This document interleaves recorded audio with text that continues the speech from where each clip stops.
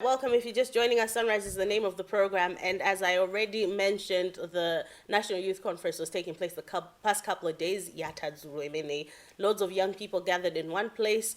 Top leaders in government, ministers of youth, finance, of course, and labor, all present in one room and speaking to the young people, talking about good governance and, of course, the youth development and the Youth National Manifesto, which was powerful, a very powerful time. And I just want us to take some reflections off of what was shared in one of the sessions just on day one, because yesterday was day two. The man behind that presentation, of course, was Mr. Emmanuel Mwanyongo, and he's a youth activist, global governance scholar, coming in from Young and Winning. Is this actually an organization? Yeah, it's a Yes. it's a new organization, a youth NGO that's been established.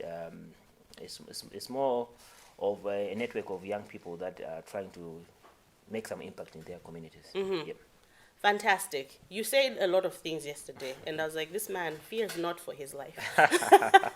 It was very interesting, and I learned a lot in the session that you gave and your expert opinion. And you went on to speak about young people politicizing and depoliticizing themselves. That was the first time I had ever heard that kind of statement, and even those words. I never knew but depoliticizing and politicizing. What does that even mean? Kuzibanga politicize, depoliticize.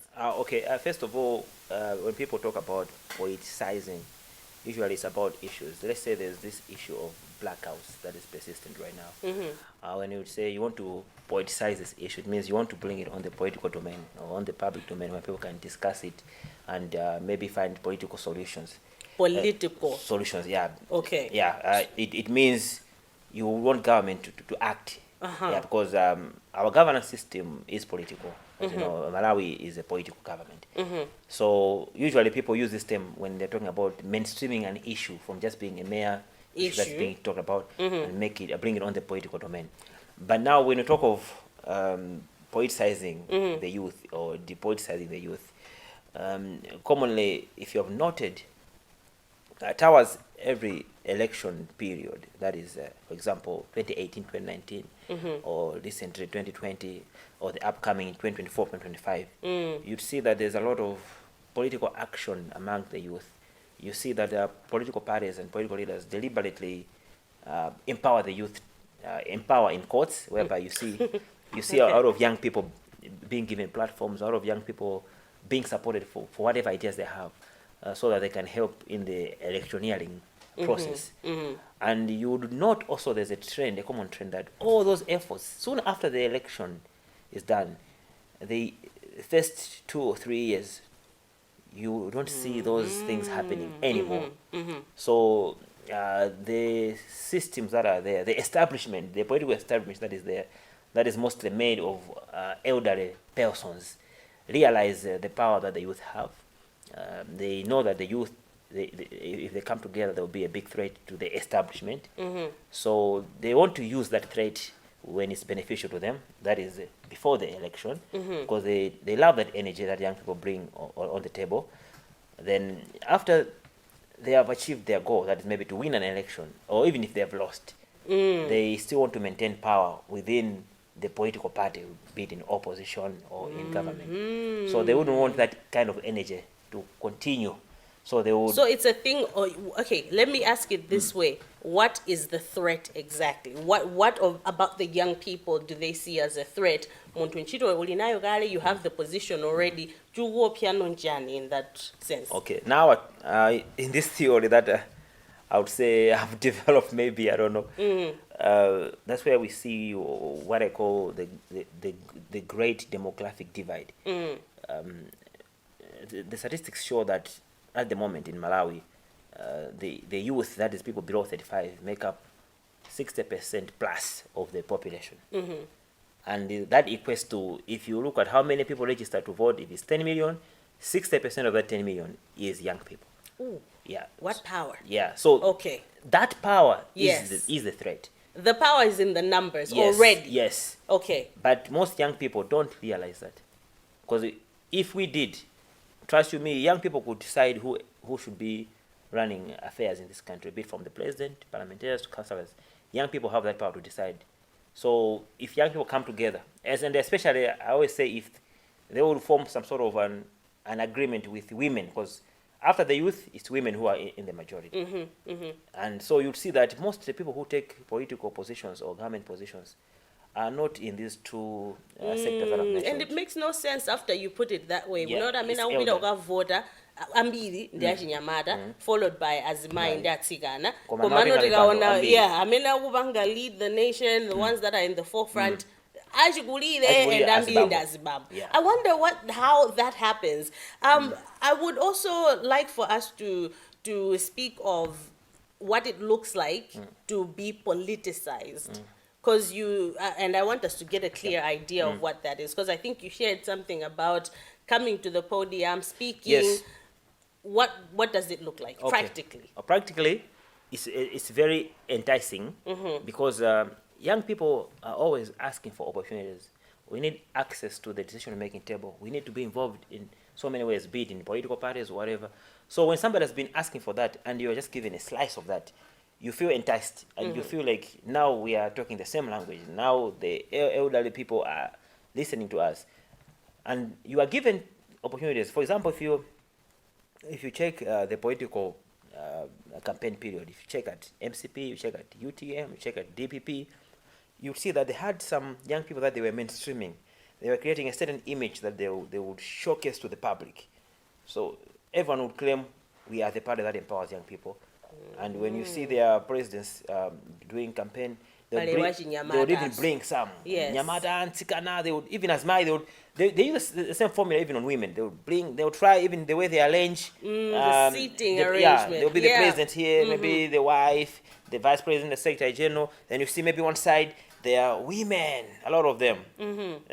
All that is done to attract the voter, because they know that that's what they care about. They want women to be empowered. They want the youth to be empowered. And they understand that you're fighting for that. So the establishment knows, and they create this formula. So they say, okay, let's politicize them. So they bring the youth, they politicize the youth agenda itself, but in so doing, they also politicize the youth themselves. They give them cosmetic power, I would say. Yeah. How do we actually then make sure, or as young people, put ourselves in a position where we're not prone to be politicized and do this out of a place of choice? Because that's one of the things that you shared, and I was surprised, Dudi. Oh, okay, this can be a thing of choice, that at this point in time, I will be politicized or not. You know, young people or the youth in general will become a real threat the moment they learn when to politicize themselves and learn to depoliticize themselves. That's when we have the real power. Because at the moment we are being remote controlled. Okay, for example, now it's 2024. They'll switch on the remote. Now we are politicizing you. Let's go for it. But now young people should be able to say, okay, like now what issues are we advocating for? What issues are affecting us as young people, as young persons?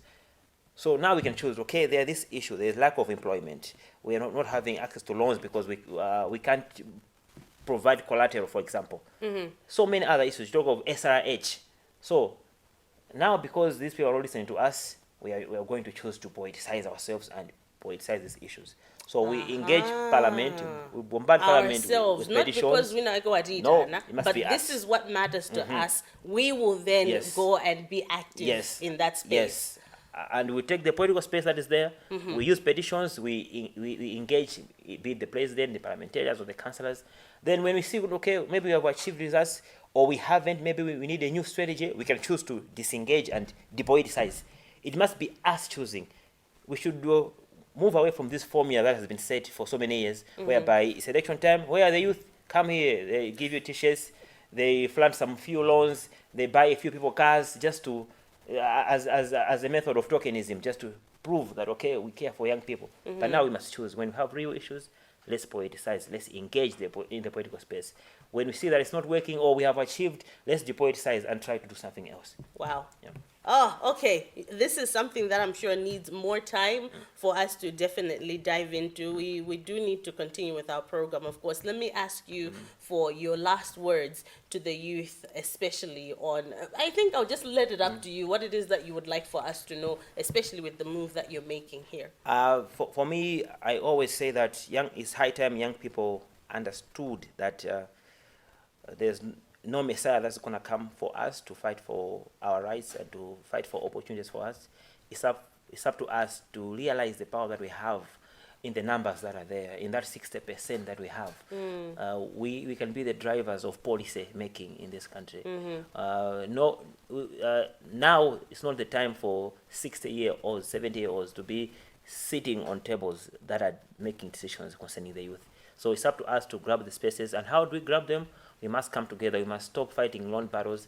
We must fight for our rights collectively, and we must challenge the systems that have been put there to oppress the youth. For example, something like loans from, you can mention an example of NIF. If you see the measures that are there, they are punitive for a young person. I tried to go there at some point to ask for a 5 million kwacha loan, but the conditions that were given is that you will repay the loan in 24 months, but they're asking you to pay back 300,000 every month. And if you look at the current economic status of Malawi, there are not so many businesses that can start and from the word go make profits. That return. So these things were put there. These are oppressive apparatus. So we need to challenge these things. We need to come up with ways. There are ways. There's parliament. We can lobby with our MPs. We can challenge them that we need these things to change, and they can change. You cannot ask a fresh graduate from college, say, if you want to get a loan here, we need collateral. We need, show us a house or something.